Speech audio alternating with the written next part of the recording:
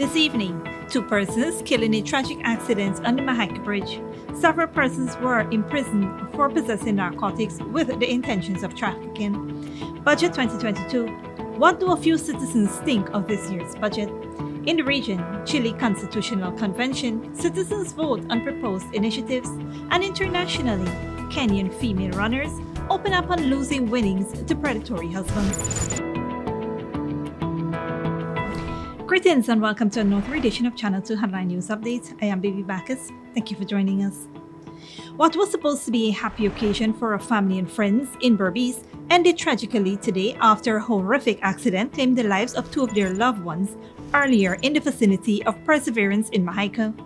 Dead are 21-year-old Christopher Bagwandat of Bath Settlement Berbice and a female who up to news time has not been identified. The duo lost their lives in a 4-vehicular smash-up at Mahaica on the east coast of Demerara. According to reports, officers were conducting an operation in the region when the occupants of a car appeared to be acting suspiciously. When the police attempted to stop the vehicle, the driver sped away, prompting the police to give chase. According to eyewitnesses, when crossing the Mahaica Bridge, the 2 speeding vehicles collided with a canter truck that was also crossing the bridge, resulting in the collision. Several police officers, among other persons, were injured as a result of the collision. An investigation is underway. The drivers informs us in this report that numerous persons have been imprisoned for possessing narcotics with the intentions of trafficking. Here is more. 2 males were remanded to prison after they appeared at the Mahaica Magistrates Court before Magistrate Crystal Lambert, jointly charged with the offense of possession of narcotics for the purpose of trafficking. 19-year-old Raul Simon and Roger Simon, known as Goatman, both of Bartica, pleaded not guilty and were remanded to prison on Tuesday, February 1st, 2022. According to a police report on January 31st around 9:30 a.m., acting on information received, ranks went to the Itabali boat landing and conducted a search. Raul Simon was found with a haversack containing several leaves, seeds, and stems suspected to be cannabis sativa taped in brown packages. He was arrested and identified Roger Simon as the owner of the narcotics. They were both taken to the Bartica police station where the narcotics was weighed and amounted to 1 kg 78 grams. The duo was remanded to prison until February 22nd. Additionally, after appearing in New Amsterdam Magistrates Court on Tuesday, February 1st to answer to a charge of possession of narcotics for the purpose of trafficking, Clive Van Leeuwen, 26 of Glasgow New Housing Scheme, was arrested and charged on January 28, 2022. He pleaded not guilty and was remanded to prison until February 18, 2022. Reporting for Headline News Update, Dale Jervis. Thanks, Dale. Police are investigating the circumstances surrounding the drowning death of a minor in Middle Mazaruni River between Lau Lau Island Point and Banana Landing on Tuesday, February 1st. Dead is 19-year-old Ronaldo Ramprasad.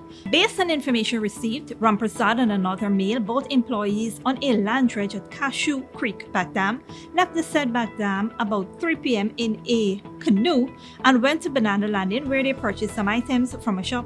On the way back in the vicinity of Lau Lau Island Point, the canoe began taking in water and sank.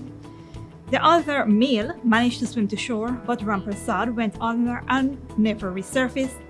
A search party was launched, and around 4:50 p.m. the lifeless body of Ramprasad was recovered within the same area he went under by his brother Joshua Williams. The body is presently awaiting a postmortem examination. An investigation is in progress. Stick around after the break. Budget 2022. How do a few citizens feel about the country's latest budget? And Ghana Police Force is investigating the unnatural death of a baby.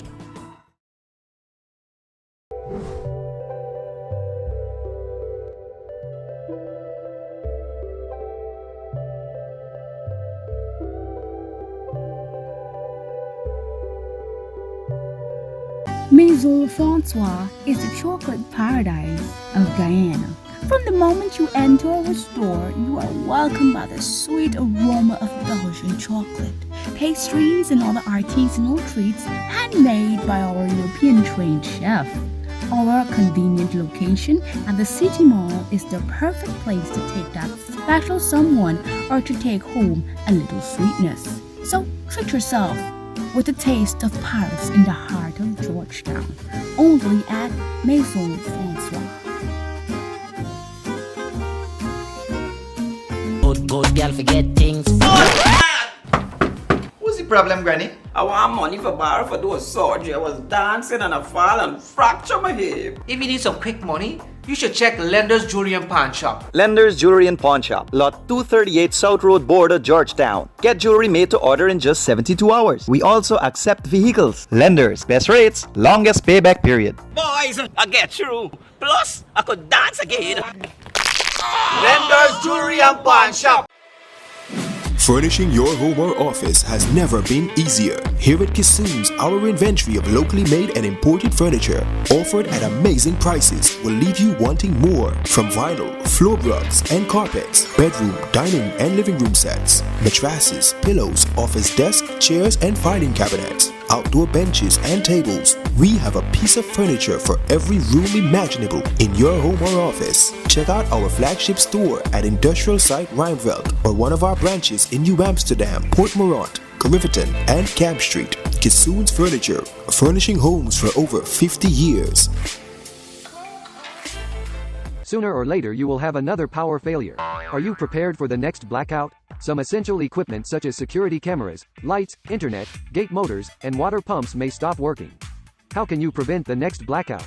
InverterTech has an affordable solution for you. A strong UPS system which uses the latest inverter and solar battery technology to prevent blackout. We smartly calculate your average power demand so you don't spend more than you need to. Call 223-2233 for more information. When you need money and you gotta get it fast, Creative Jewelry and Pawn Shop is the place for that confidential transaction in a quiet and secure location. You'll get the highest value per pennyweight for your gold and also enjoy the lowest interest rates and longest payback period too. Yes, for that instant transaction to solve a pressing financial problem. That Creative Jewelry and Pawn Shop, 46 Boyle Place, that's between the Ministry of Housing on Brick Dam and White Castle Fish Shop. Be your first and only choice. Creative Jewelry and Pawn Shop, safe and sound, solid and secure, always there for you. Telephone 231-7878 and 223-8955. Welcome back. As deliberations over this year's budget continues in Parliament, as the Sobers took our cameras to the streets to interview a few citizens about their thoughts on the budget. Here is more. On January 26, 2022, what was deemed the largest budget in Guyana's history was presented in the National Assembly by the government. The budget themed, steadfast against all challenges, resolute in building our one Guyana, was tabled to the tune $552.9 billion Guyana dollars. While the budget is currently being debated in Parliament, Headline News spoke to several persons who are eager to share their opinions. Things could be a little more better with the budget, right? Because the poor people feel a lot of squeeze right now. Most of the poor people balling right now due to what's going on. Yeah. Yeah? Exactly. How are you mostly affected personally, if you don't mind? Because by going wrong with doing the reading work, a lot of people sometimes they can't really afford to do the job. Just got to come down to suit them because you need a little job. You know, because due to the crisis, things get really tight and it will be hard on people. What exactly were you hoping to see in the budget? Are you saying it doesn't meet the criteria for the poor people? I was expecting to see I would have dropped a lot of things, the food item and this kind of thing in the budget. A lot of things would have been a little more better, especially with the pension and everything. I expected would have do more for the people them. That was looking out to see. To me, the budget just fits a certain amount of people in the country, I should say. The big ones. It can focus on small people. The budget has nothing to do with small people, really, to me. Senior Minister in the Office of the President with Responsibility for Finance, Dr. Ashni Singh, read the budget, which he said is centered around the development of people, improving infrastructure, capacity and enabling environment for the overall growth of Guyana. Selling by the four corner, the little greens and the fruits, and so on. And finding about the budget and so on going on. Everything good. The government has allocated millions of dollars to be spent on improving healthcare, increase in cash grants for school students, increase in old age pension, among several other aspects in the country's economy. For Channel 2 Headline News, Esther Sobers. Thanks, Esther. Police ranks in Region Division Number 7 are investigating the unnatural death of a 2-month-old baby boy at the Middle Mazaruni River in the vicinity of Bow Falls on January 31st. According to the report, Telson Williams died about 5 p.m. while in the care of his mother, who hails from Diamond, East Bank, Demerara, but operates a land dredge at Simang Back Dam. The 23-year-old woman told the police that on January 4th, she left Tamaki Landing with the child in good health. However, on January 30th, while bathing the child, she observed a whitish substance oozing from his ear. The mother of the child said the following day she took him to the Asano Health Post, but it was closed. Contact was made with the chief health worker, Ridley Joseph, who advised that the child be taken to Bartica Hospital the following day. However, on the way home, the child became motionless. The body is presently awaiting a postmortem examination.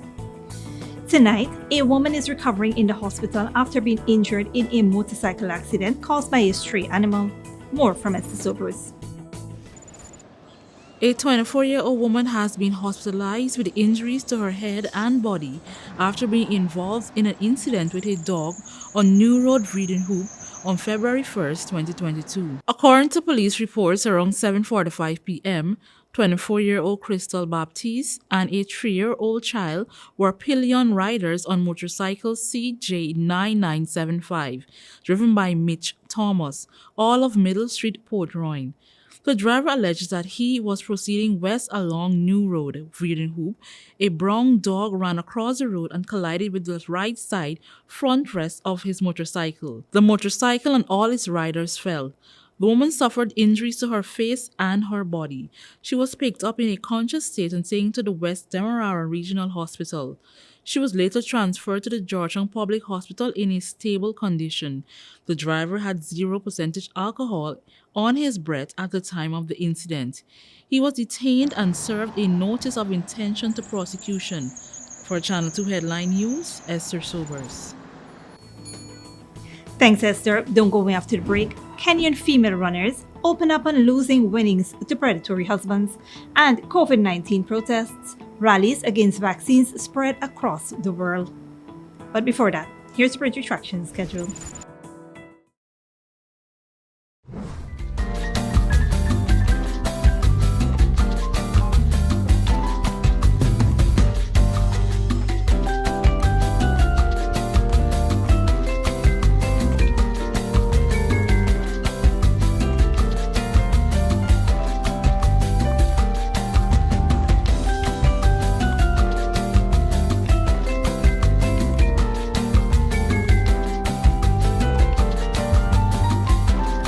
When you need money and you gotta get it fast, Creative Jewelry and Pawn Shop is the place for that confidential transaction in a quiet and secure location. You'll get the highest value per pennyweight for your gold and also enjoy the lowest interest rates and longest payback period too. Yes, for that instant transaction to solve a pressing financial problem. That Creative Jewelry and Pawn Shop, 4-6 Boyle Place, that's between the Ministry of Housing on Brickdam and White Castle Fish Shop, be your first and only choice. Creative Jewelry and Pawn Shop, safe and sound, solid and secure, always there for you. Telephone 231-7878 and 223-8955.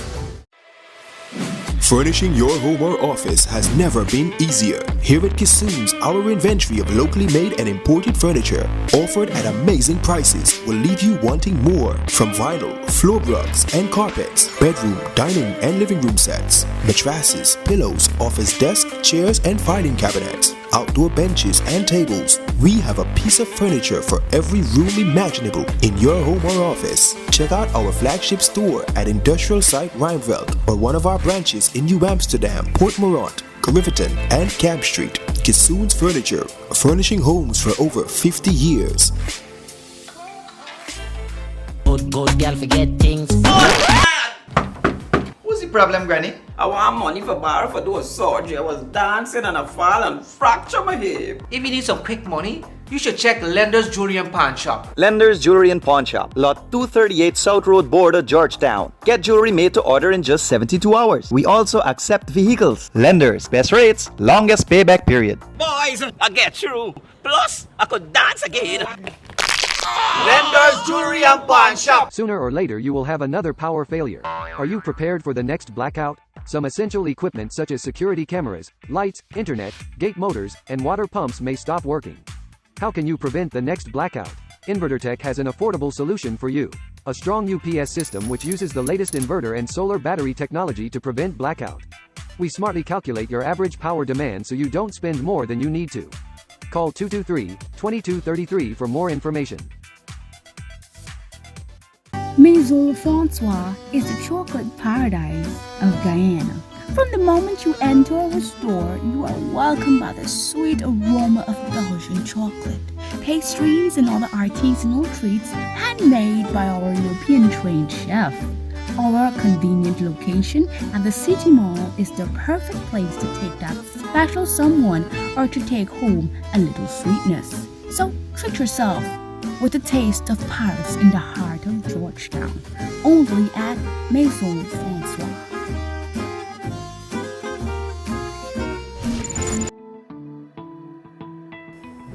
Welcome back. Here is Asa Sobers with today's regional and international news.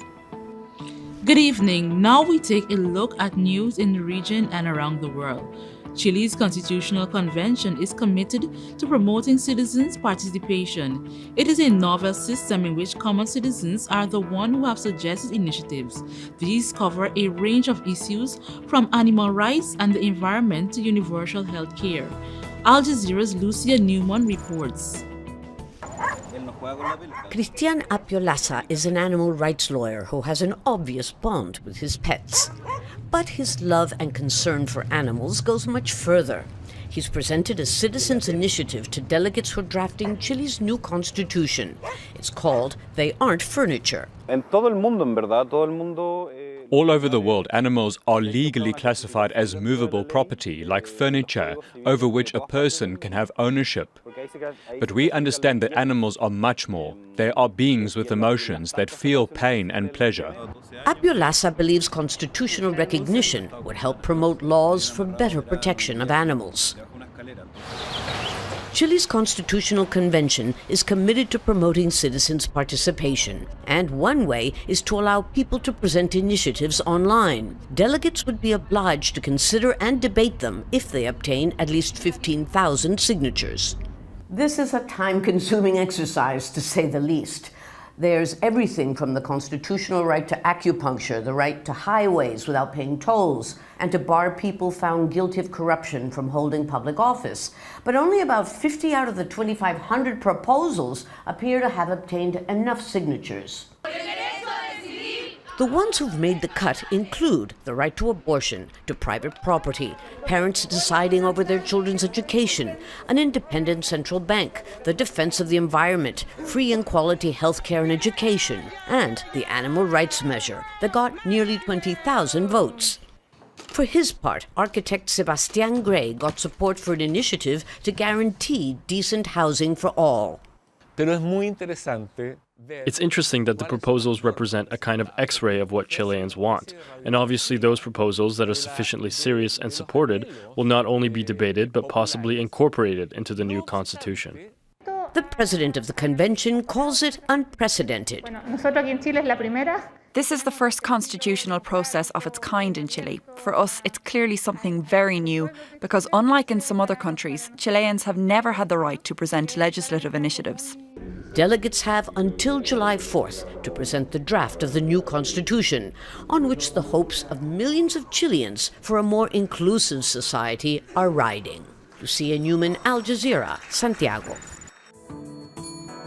Internationally, right-wing political groups are becoming increasingly involved in protests against vaccine mandates around the world, with some threatening violence against government leaders. Al Jazeera's Wayne Hay reports. This protest took place in Australia's capital, Canberra, outside the National Press Club. The message was that journalists are somehow involved in a conspiracy to spread misinformation about COVID-19 vaccines and government mandates. This is not just about the vaccines. That's their defence.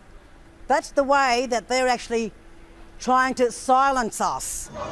Anti-vaccination movements are nothing new, but they were traditionally regarded as fringe organisations, with concerns about the safety of vaccines. COVID-19 has changed that and muddied the message. There are now a wide range of rallying cries at protests, like wanting to win countries back from so-called dictatorial governments. There are conspiracy theories and messages of hate, violence and even anarchy. Far-right groups and their political allies are seeing an opportunity to spread their messages and are increasingly showing up to, and in some cases organising, rallies. They want to vaccinate us by force. Now they even want to vaccinate our children, who do not need such experimental vaccines.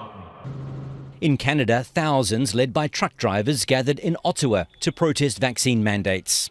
Some of the organisers are well-known far-right activists, including one who says the vaccine was created to depopulate the white race, and another who spreads Islamophobia. Prime Minister Justin Trudeau, who on Monday announced he had tested positive for COVID-19, says protesters are being misled.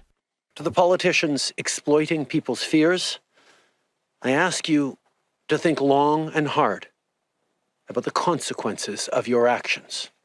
Most protests around the world have been peaceful, attended by people who have genuine concerns about vaccines. But their message is increasingly being lost in a misinformation campaign being waged by others who have ulterior motives. Wayne Hay, Al Jazeera. And finally, in the highland of Western Kenya, becoming a world-class runner is one of a few ways young women can live themselves out of poverty. But many of the country's top female athletes says that after winning big, they lost everything to predatory husbands who steal their hard-earned wealth. Al Jazeera Malcolm Webb reports. This is me. Ruth Bossibori has earned tens of thousands of dollars from winning 3,000-metre steeplechase events all over the world over her 15-year running career. She says she gave the money to her husband to invest in properties. She says he became violent, then left her and took everything. For him, he had ill motives. He was after my sweat. So it breaks my heart because when I see the situation I'm in at the moment, I sometimes lack what to say. Ruth says she's not alone. She lives in the town of Iten in Kenya, where many of the world's fastest long-distance runners come from. She says many of the female athletes here lose their winnings to abusive partners. Few ever spoke out about it until world record-breaking professional athlete Agnes Tirop was stabbed to death at her home 3 months ago. Police charged her husband with murder. It prompted outcry against domestic abuse in Kenya and beyond.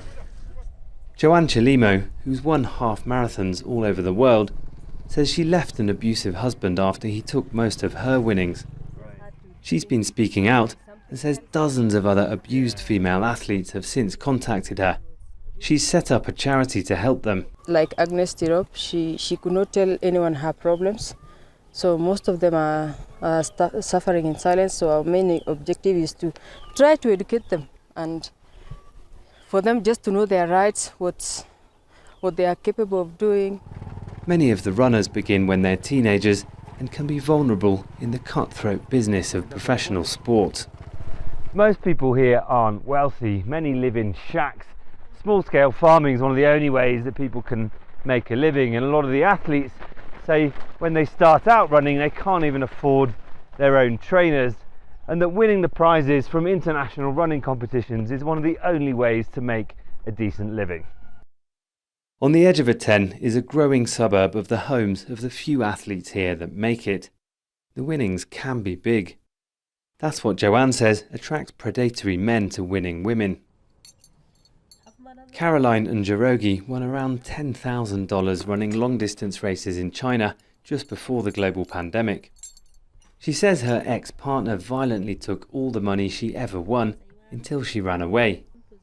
We met her with two of her friends who told similar stories. All we're appealing for is an office to represent us, somewhere we could go to report this. There are even prominent athletes among us who are not able to speak and have nowhere to go. Caroline and her friends hope to win more prizes so they can replace what they say they lost to abusive partners. They say many of those around them keep suffering in silence. Malcolm Webb, Al Jazeera, Iten, Kenya. Thanks, Esther. Here now is your 3-day weather forecast.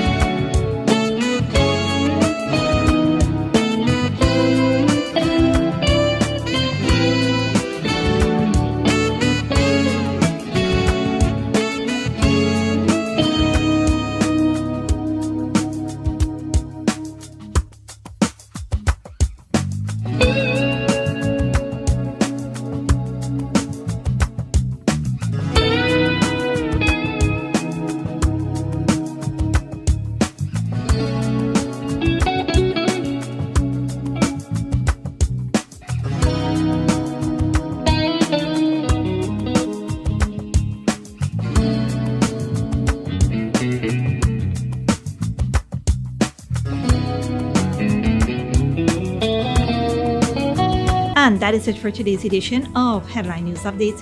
Tune in on Thursday at 7 p.m. for another episode. Be sure to subscribe, like, and follow us on Facebook and YouTube. Until then, please take care of yourself and each other.